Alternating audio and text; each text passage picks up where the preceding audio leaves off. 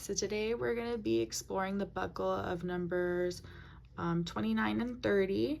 So the first thing I want to show you guys is the modified ped grasp. So the modified ped grasp utilizes these three fingers, so our thumb, index, and middle finger.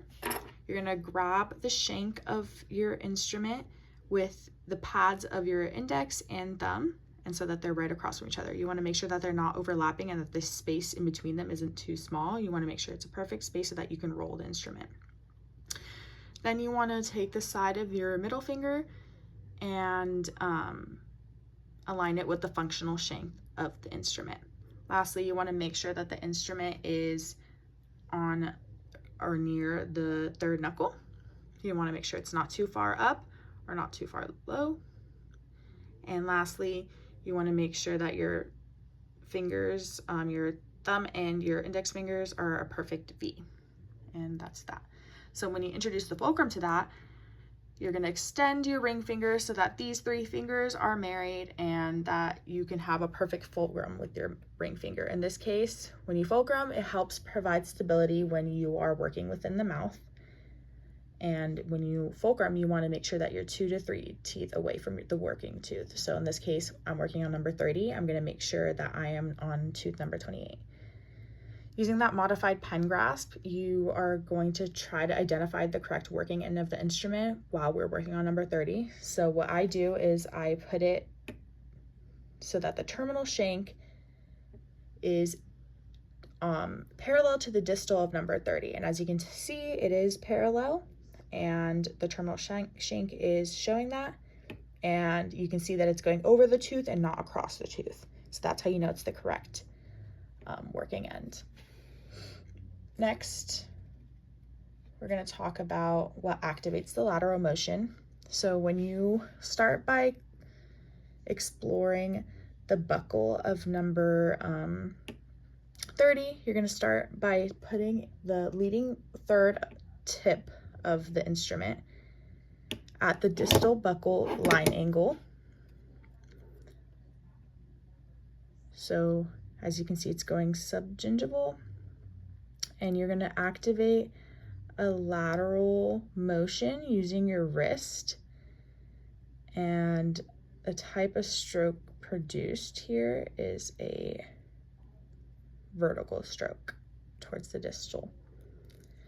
And these strokes, you want to make them small overlapping strokes. So starting at the distal buccal line angle, you're going to go with that leading third, small strokes towards the interproximal distal area of number 30.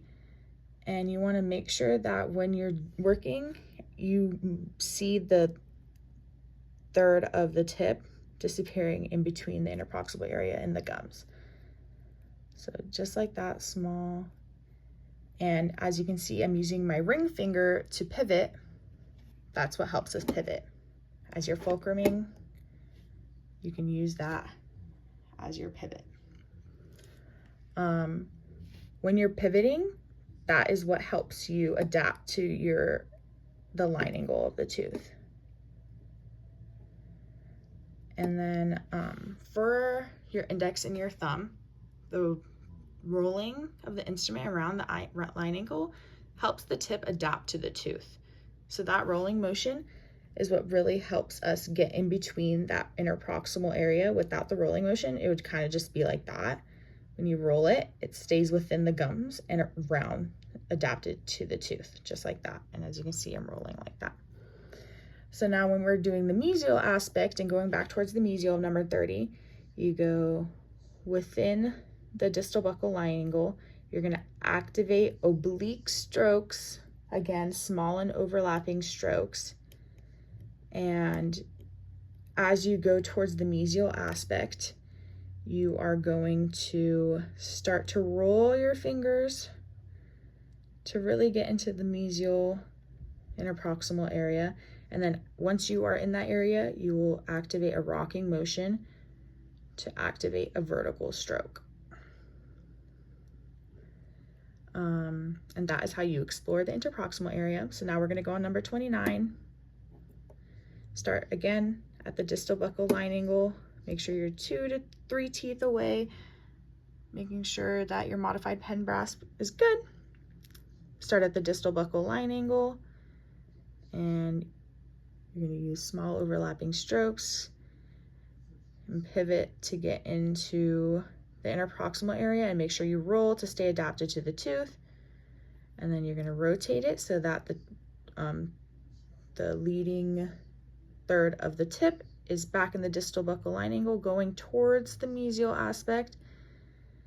Make sure that the tip is in the gingiva, and then as you get closer to the mesial aspect of the tooth, again, you're gonna roll to make sure it stays adapted to that tooth and produce that rocking motion. So the goal of exploring is, number one, for detection. You want to be able to detect calculus, furcations, any rough roots or surface irregularities.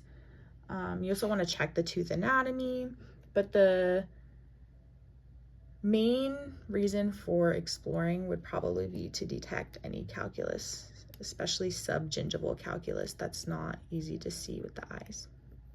And yeah, that is